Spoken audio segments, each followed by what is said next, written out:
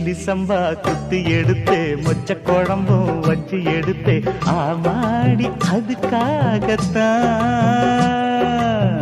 உச்சி மலை காத்துல உச்சத்தல வேக்குது மச்சமுள்ள மாமன மல்லக்கட்ட பாக்குது பக்கம் வந்து வருசி பார்க்கவா